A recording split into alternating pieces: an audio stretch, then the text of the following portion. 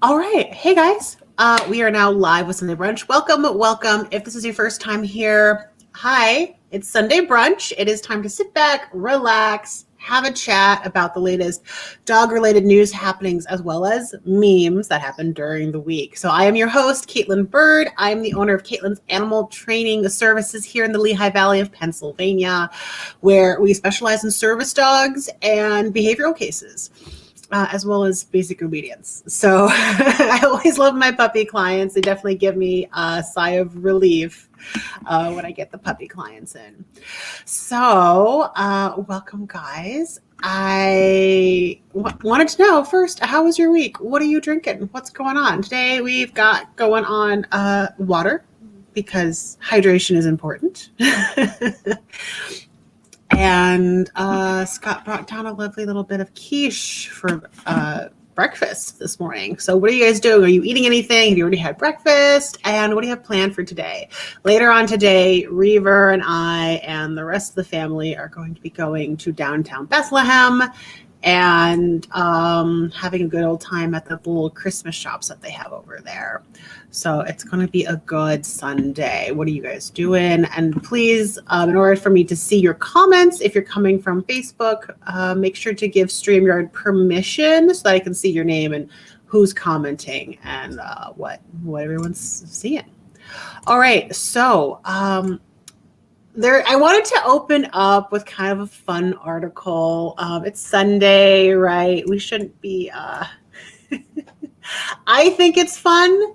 I haven't read the entire thing yet, but the title has me interested.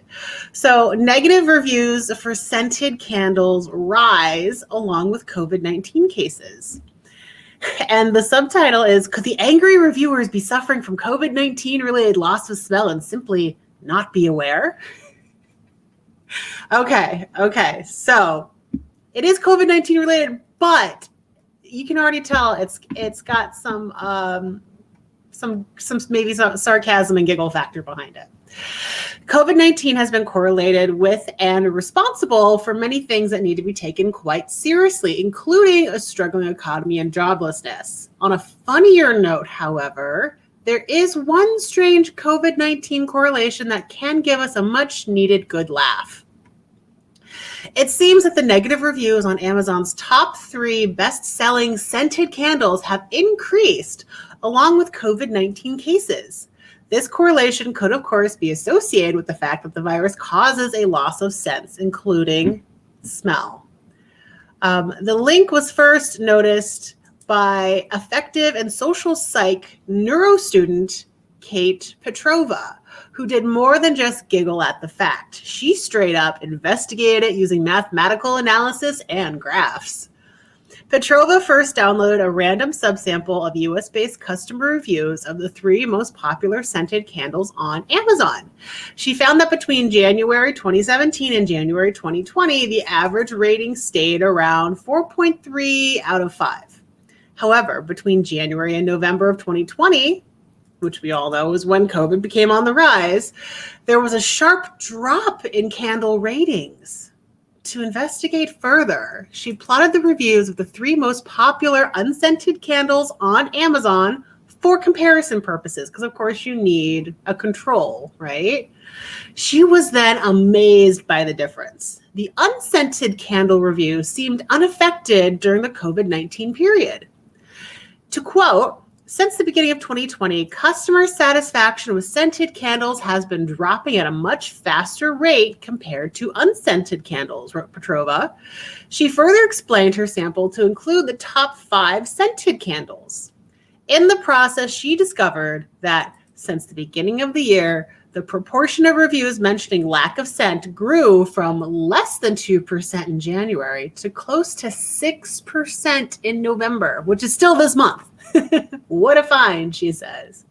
You can follow her whole process, including graphs, by clicking on her tweet, and you will discover, too, why scented candles are unexpected victims of the current pandemic. How sad. Also, I don't know what these ads are.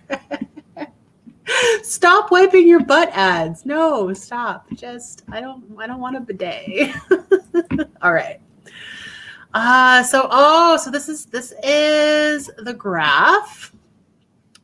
Top 3 unscented candles, first confirmed case of COVID, top 3 scented candles, and first confirmed case of COVID. And actually, it started to decline, like, let's see, even in like October, before October of last year, it started to decline. But there's also a natural up and down curve.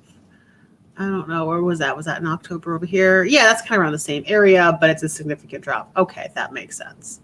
Top 5 scented candles on Amazon, proportion of reviews mentioning lack of scent by month 2020. Month. Okay, so January was no. So the most reviews, the reviews keep increasing. So the most in October and November. April was also pretty high. February, I don't know about that. But yeah, that's interesting. Definitely more negative reviews over time. What do you guys think? What do you guys think of that? Oh my gosh. That's definitely interesting. All right, if you guys are, let's see, did you mean to be in Service Dog Prep or your page? I don't know who is commenting. Make sure to give StreamYard your permission to see your name, because otherwise I can't see your name. Yeah, so this actually goes live in Service Dog Prep because we often go over Service Dog stuff. I didn't see any Service Dog articles this week, however, but actually, I think this might be the first week there's no Service Dog article.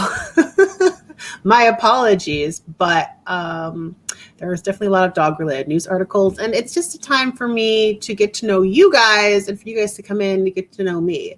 Again, it's not anything super serious, just chat about what's been happening on the week, go over some memes, and get to know each other better. All right. So that was really, I just want to open up with that one. So now there is some, where is this at? I don't think this is local. Boulder County. I don't know of Boulder County, but I pulled this article up because it is interesting to me where they are actually hiring a dog or bringing in a trained dog, paying him with kibble, right? That can actually find the difference between electronic devices. And I didn't actually know that this was possible. So I wanted to show this to you guys. Also, very cute lab. Look at that face. Look at her face. Super cute. Investigator Matt Beers is the handler of ASCII. The Boulder County DA Defense Office has a new canine who can sniff out electronic storage devices for help with, we're not going to say that word here, but it's to help with illegal visuals of certain things and invasion of privacy cases. So that's really cool. In here, so ASCII is abbreviation for American Standard Code for Information Interchange, which I'm sure is just, what's the word? I'm getting a little brain fog today. Let's see. I don't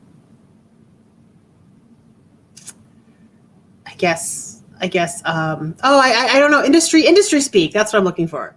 It sounds like it's industry speak, and I have no idea what that means. But it's a character encoding standard for electronic communication. I think that's cute. Plus, it's a really cute name. I wouldn't be, above naming my name ASCII. I mean, they're kind of cute. And she can detect chemicals used specifically in electronic storage devices. They say that she can tell the difference between a computer monitor and a cell phone. Says Matt Beers, a DA investigator and digital forensic examiner. She can detect things as small as a micro SD card all the way up to hard drives in computers. That's really cool. Especially useful for cases involving childbirth or invasion of privacy when investigators are trying to find hidden evidence or cameras. That capability is particularly useful when they're executing search warrants. The electronics that we're looking for in these cases are small and often easily hidden. Understandably, I would imagine no one would want to get. I'm not even going to go down there. It became big news for us to hear something like that. So, a big passion of mine is doing proactive work in crimes against children cases. That's awesome.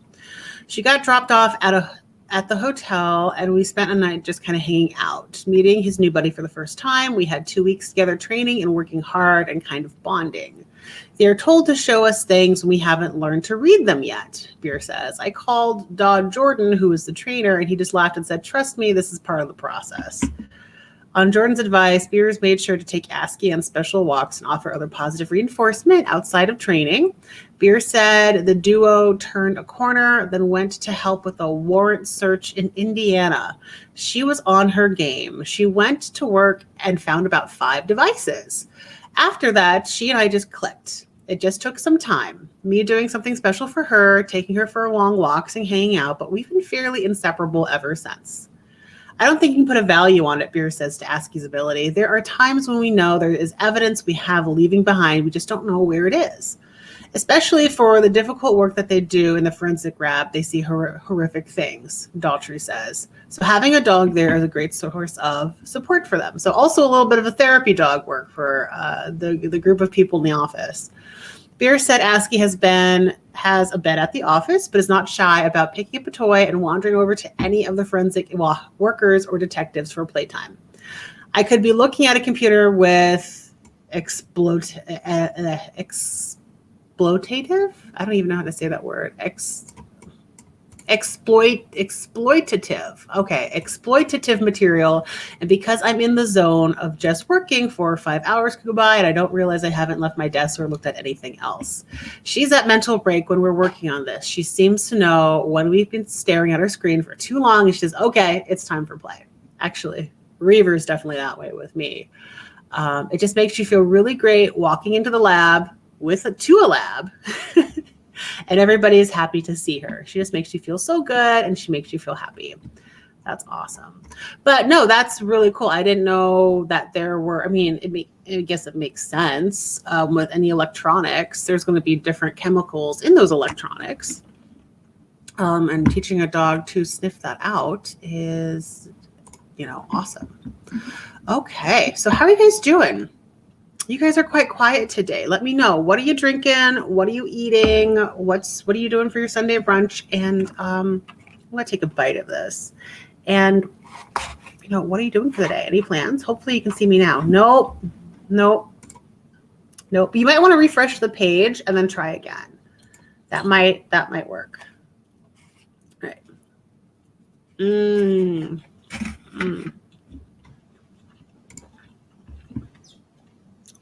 Quiche is awesome. Okay. Next bit of dog news. Actually, did you know they actually held the National Dog Show this past week? Here's the dog that won. It is a Scottish Deerhound.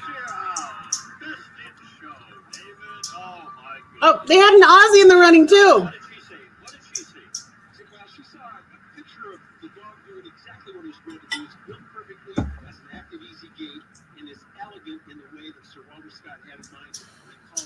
I'm sorry, I just can't help but kind of laugh a little bit about what they're prioritizing in these dogs. Because, the AKC, people will come to me and say, oh, my dog's like AKC bred, so therefore he's going to be great. I'm like, well, not necessarily. Because they place a lot of focus on looks and how the dog moves and coat quality, like not working ability, not, is the dog like a good temperament, those kinds of things. So really a lot of it is just placed on breed standard, which is completely based on looks. So I don't really have a lot of respect for the AKC and their mission of what they do. Because we even know that breeders will, and people in the show ring, like they do all sorts of stuff to their dogs, like, certain trims or certain things to their ears or whatever that isn't actually true to their genetic heritage either. So, I mean, if their goal is in the first place to be, genetically to breed standard, which sounds like that is their goal, and these breeders are not doing that in the show ring, what's the point? What's the point? Like, you're trying to cheat the system? Like, that doesn't do anybody any benefit. Anyways, that's my mini rant about that. I definitely prefer dogs that are more purposefully bred. Oh no, I don't see you. Sorry. Yeah, I don't know. Maybe it's your device. I don't know. And sometimes it's like the settings too on your phone, like what devices or what things you're allowed to have permission on. So, like, little mini story about Reaver, right? He is not an AKC recognized breed. The AKC does not recognize Australian Coolies as a breed. And I am happy and fine with that. I am so happy and fine with that. Because they're bred for purpose. They're bred based on their working ability. And typically when you breed for that, they tend to have a lot fewer genetic problems, where when you start breeding for specific looks, like that sloped back of a German Shepherd for AKC, a lot of those dogs, their hips are falling apart, right? They walk funny, they walk bow-legged, and their hips are just terrible. And it's not a stable, healthy dog. I mean, it looks great in the ring, but what use is it, right? So that's kind of my little nitpickiness about that. All right, the next thing is actually a local thing. Now,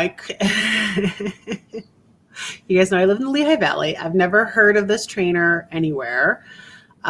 He seems to be, I don't know how new or how old he is or what kind of experience he has.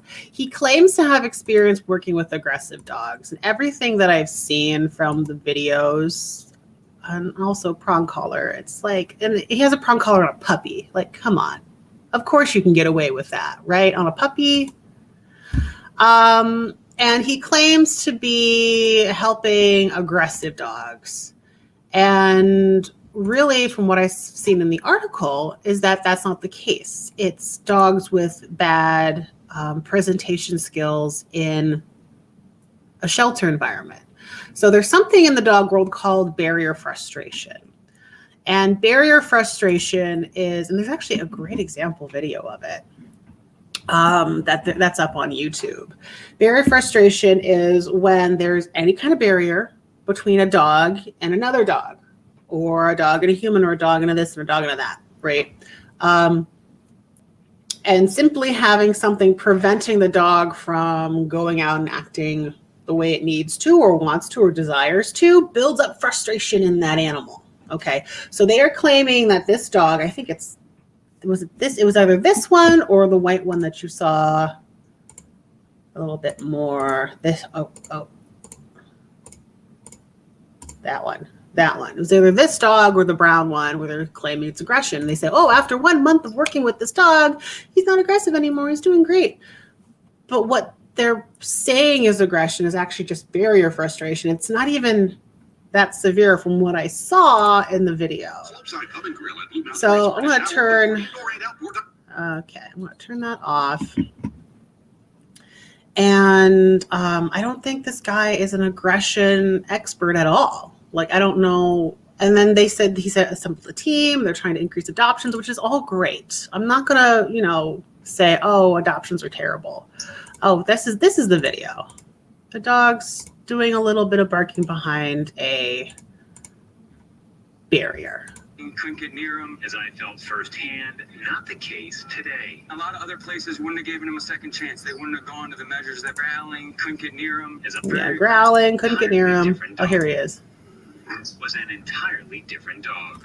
So that to me is just a dog that might be a little bit more nervous. His tail is wagging. It's up high. He might be a little bit aroused. His forebrow is furrowed. His ears are pinned back. But like, he's barking a little bit. He doesn't look like aggressive at all. He doesn't look aggressive at all in that video. And and this guy's a certified trainer, this guy right here. And when somebody says, oh, I'm a certified trainer, I work with aggression, and they're calling that aggression, they don't work with aggression. Like that's bad kennel presentation. And there's literally like a difference. There's a huge difference, and people teach the difference out there.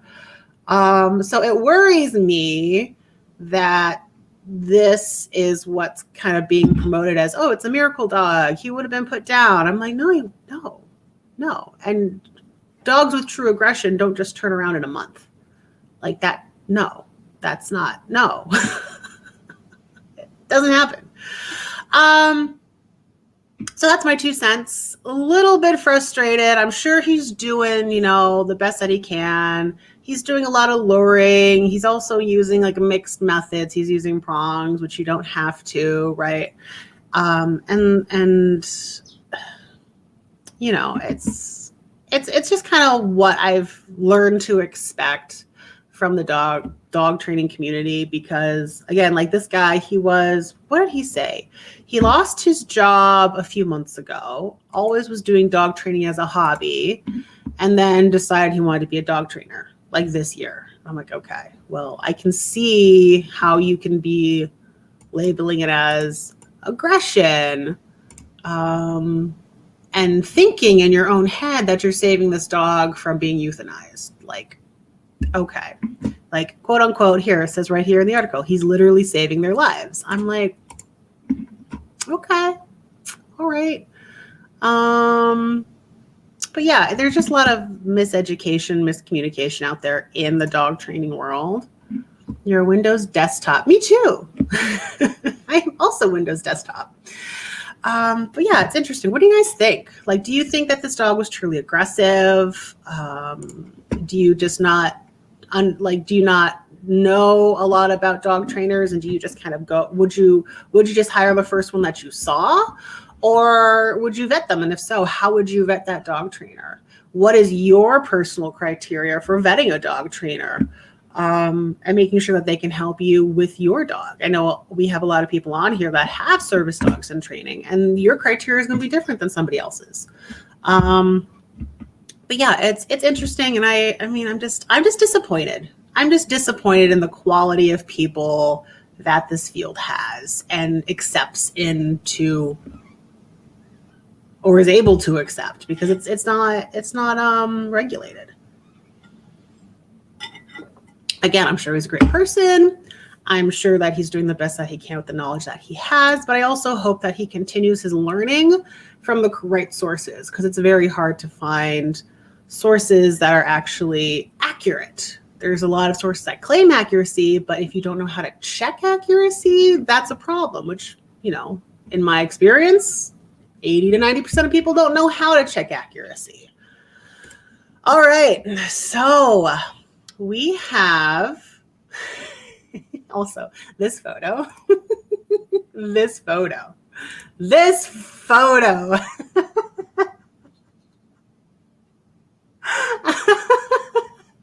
Also, the detail. Do I have to zoom in for you guys? Do you see the detail in this photo? Okay, we are in Reddit, if you have not known.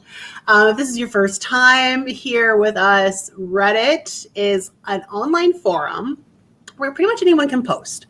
So if you have small kids in the house, or somebody with sensitive ears, or you have sensitive ears and you can't handle some cursey words, then I suggest you either leave now, or you put some headphones in, or go into a different room, because we never know what we're going to find on Reddit. So this will be your first and only warning. And welcome to Reddit. Here's the first picture.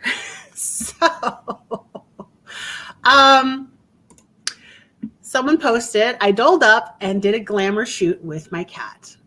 And did they ever do a glamour shoot? I don't know if you guys can tell. Obviously, the bright pink, everything, the lips, the cheeks, the eyes, the shirt. And if you notice, there's a purposefully put smudge of pink lipstick on her front tooth. And I love how her mouth is just open and back. She's like, oh my God, this is just fantastic. This is just fantastic. This is cat lady. This is the cat lady. Like, if you haven't seen Cat Lady, this is her, and you need to worship her now.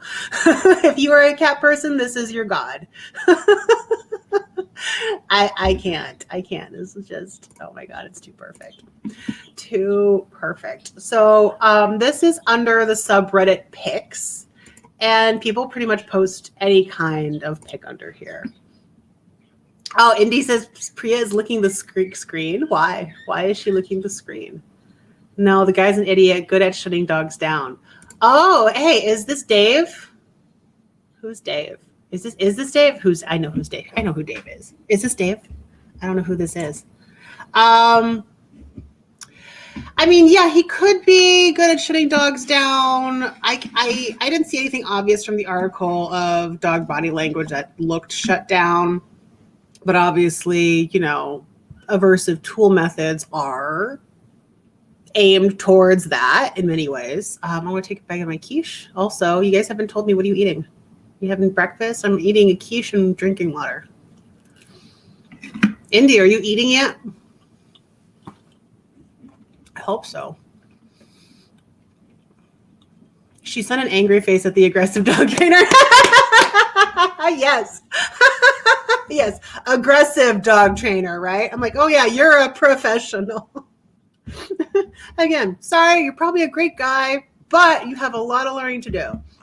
If you want to learn some, I can put you in a direction. Like, you're in my community, I can get you in a direction going for aggressive dogs and stuff, and how to identify what's aggressive. Saw some anxiety. Yeah. I think you mean in the kennel situation. Yeah. Anyways, worship your cat lady. You know what? I need to save this. This is so fantastic. I need to save this. I'm going to save it in my downloads. Hold up. Cat lady goddess. Is that how you spell goddess? Cat lady goddess. Oh my god, I love it. Okay, let's see. What else? Oh, have you guys heard about this? Found this thing the day before it was removed. There's like this obelisk that has been found in a desert. Where was it? Arizona? I don't remember. Is it solid? Did you knock on it? Apparently it's hollow, riveted, and not magnetic, according to the article. Where's monkey with weapons? I don't know that reference. Solid Besker. Yeah, so does anybody remember? No one's telling me in the comments where it's at.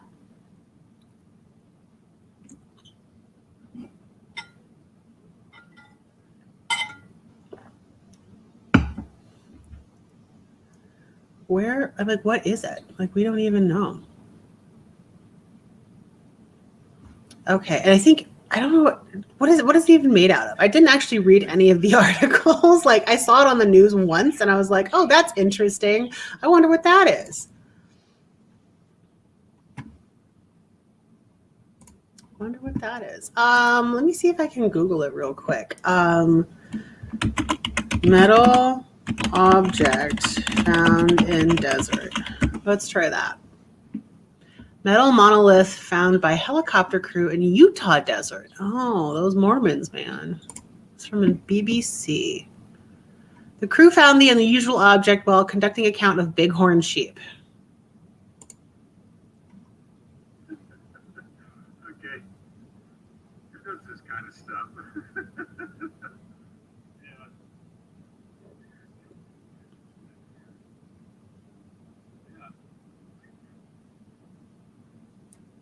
What is it? I feel like it's a piece of art. It was definitely like placed there. Like, you can see how it was moved up and people were like pushing something to keep it up there. I also wonder how deep it is.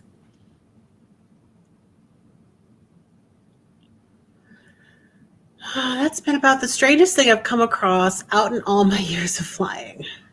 Mr. Hutchings said a biologist counting bighorn sheep in the helicopter was the first one to spot the structure from the sky. He was like, whoa, whoa, whoa, whoa, whoa, turn around. And I was like, what? And he's like, there's that thing back there. We've got to go look at it. Sounds like something I would say. That thing over there. You know that thing? Mr. Hutchings speculated that the monolith may have been installed by some new wave artist, right? That's what I was thinking. Or a fan of 2001: A Space Odyssey, the 1968 film directed by Stanley Kubrick. Imposing black monoliths created by an unseen alien species appears in the movie based on the writing of novel Arthur C. Clarke. And there's their sheep.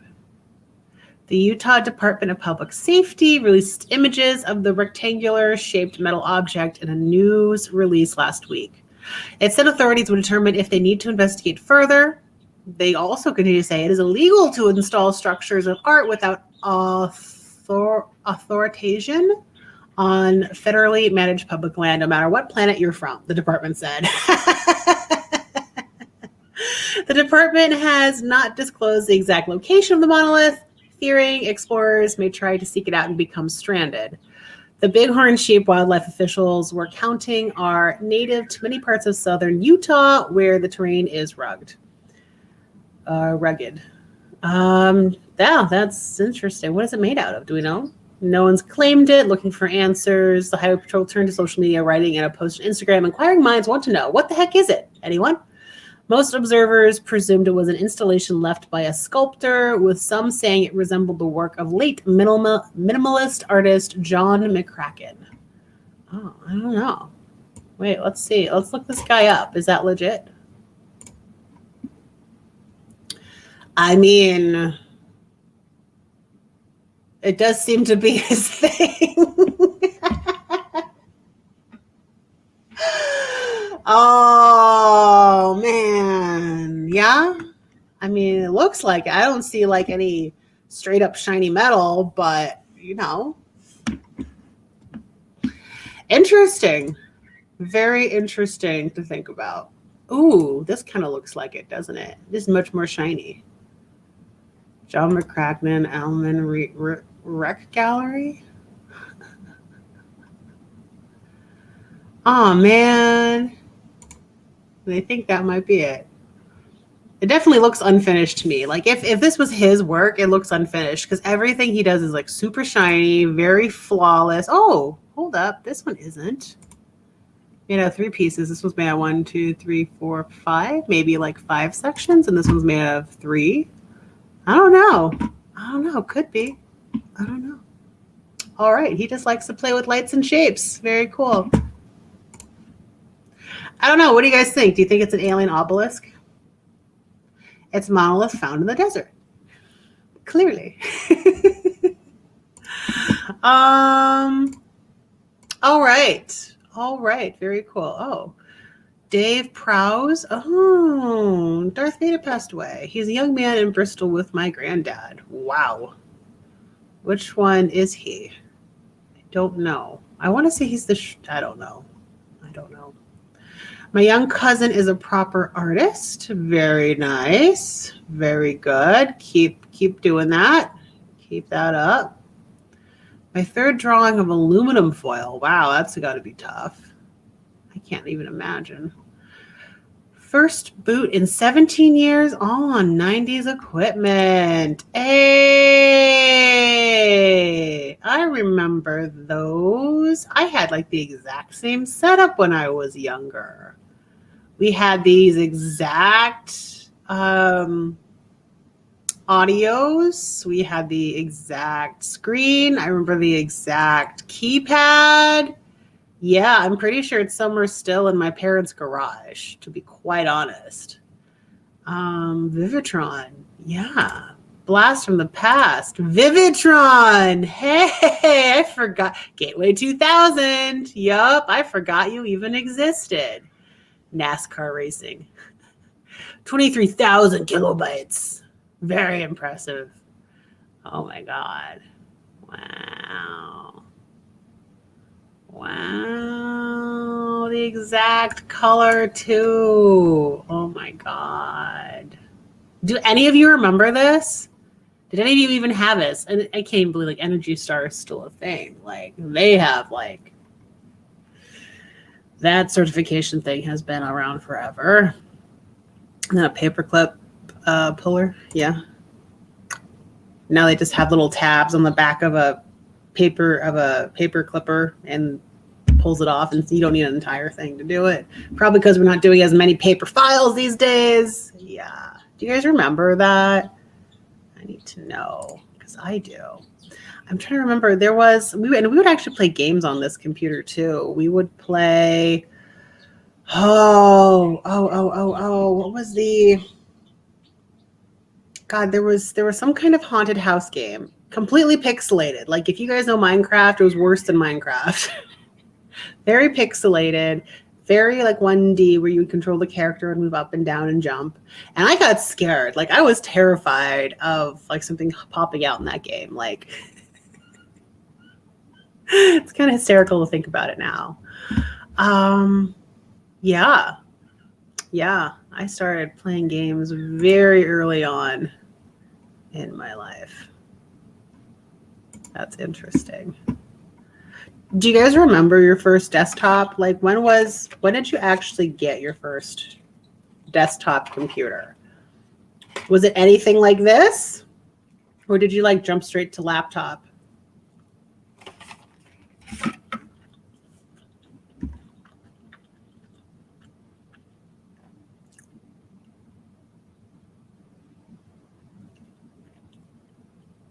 All right, I'm done looking at our pics. Oh, puppy. Puppy saved from a fire becomes a firefighter. Aw. Almost sounds like torture. Like, why would you? Aw. Baby. Aw.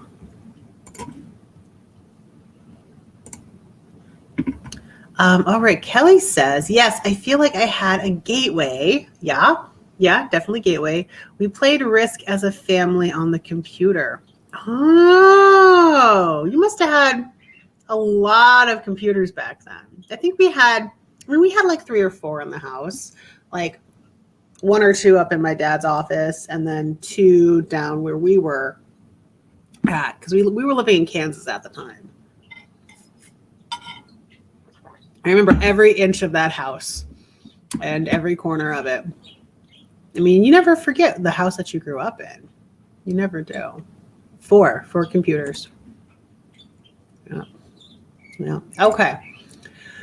We have Be Amazed, and we have, negative reviews for scented candles. That is that. Not The Onion. Sadly, not The Onion. The Joe Exotic legal team visits DC Trump Hotel for presidential pardon.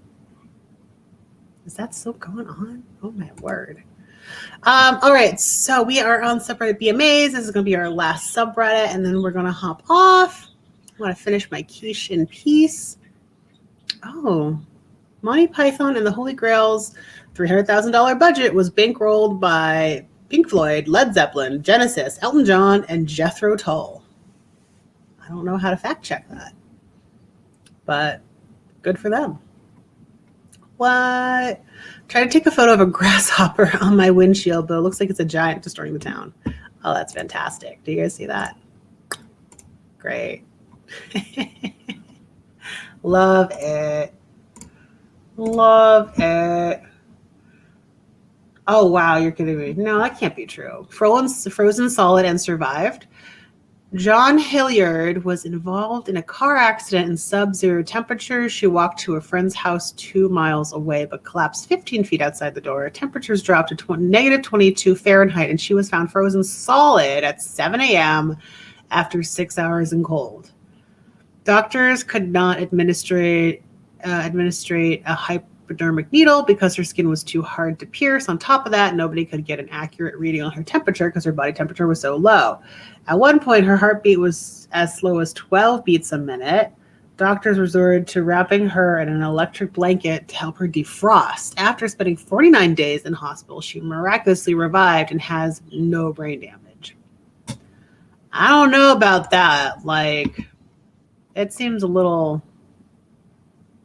She looks like female Data from Star Trek. Oh, God. We don't know how to successfully perform cryogenics on humans. Nature, amateurs, all of you. Now we might lose a few limbs in the process, but this is going to work.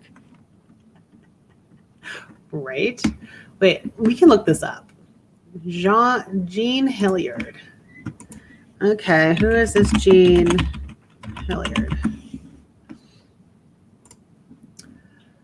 Is a survivor of severe 6-hour freezing frozen solid in quotation marks during the nighttime after a car accident. She is currently 60 years old. What? They've got stuff on YouTube and Facebook about it. Unsolved Mysteries fandom. What? What? Ooh, you got a video? Yes. Yes, video.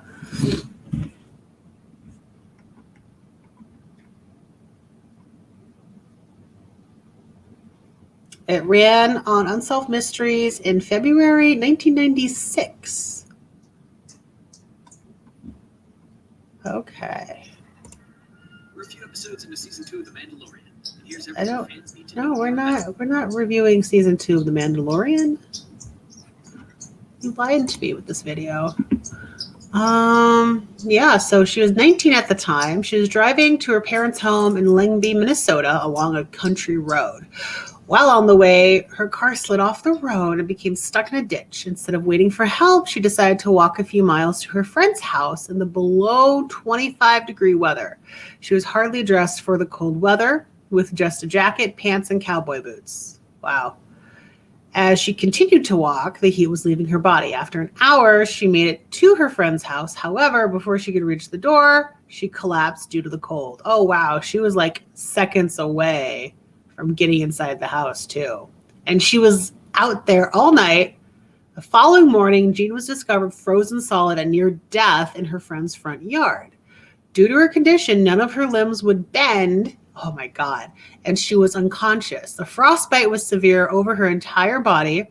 The core temperature of her body was dangerously low. She was rushed to the hospital where everything was done to save her life, but the outlook appeared grim. If she survived at all, it was likely she'd come out of it with possible brain damage or a double leg amputation. A hospital worker contacted her pastor and told her about her Jean's condition. A prayer chain began. This was a good sign. Let's see, 2 hours later, Jean went into violent spasms. This was a good sign. However, doctors were not optimistic. The next day, despite the seriousness of her frostbite, she awoke. Everything seemed to be fine with her mind and body. Seemed to be. It was clear that nothing would have been amputated from her and she would recover. Nothing amputated? Are you sure? After 49 days in the hospital, she probably at least had like nerve damage. And in defiance of everything she knew, she was released. Since then, she's made an astonishing recovery and has suffered no later ill effects. Jean is now married, mother of 3 kids. And you know what? This actually reminds me, I remember a lot of like very out there stories that were really focused on in the 90s when I was growing up. Like, oh, there's no other explanation. Therefore, it must be, a miracle or this or that. And I've seen that really decrease over the years. I mean, just the focus on that kind of thing in the media, which is nice. Because there's always a reason why and how. We just don't know it yet, right? And I like having that more open mind discussion rather than saying we don't know, therefore it must be whatever it is we think it is next. That's just that's clearly not her.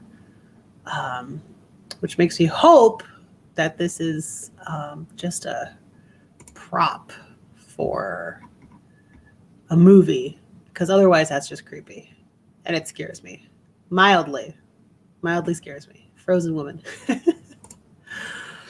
Oh, Dave! I'm jumping through all kinds of hoops to get this working. Yes, it works, Dave. Good job. Your parents have been in the same house since 1962. Yeah, I don't think my parents, they might downsize at some point. But I know even Scott's parents, they've been living in there. That is the house that they're living in. Absolutely. Okay, so that is all I have for you lovely people today. Hold up, let me move. Here we go. You got the same beautiful face hair. All right. That's all that I have for you guys on this lovely Sunday. Dave, congratulations. You finally figured it out. Now make sure to remember that for next week when we come back.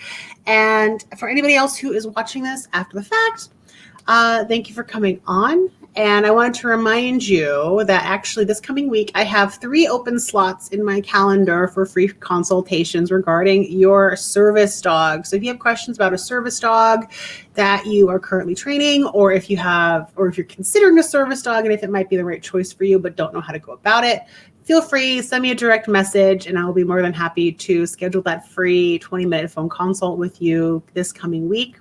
Because I have 3 open slots in my calendar. So if you would like to claim one of those, send me a message and I will talk to you guys later. Thank you guys so much. I hope you have a great Sunday, and Reaver and I are going to go enjoy a nice stroll downtown and check out the Christmas shops. Thank you guys so much. Have a great night, or, oh God, it's not even night yet. Have a great afternoon, and I will see you guys next week. Bye.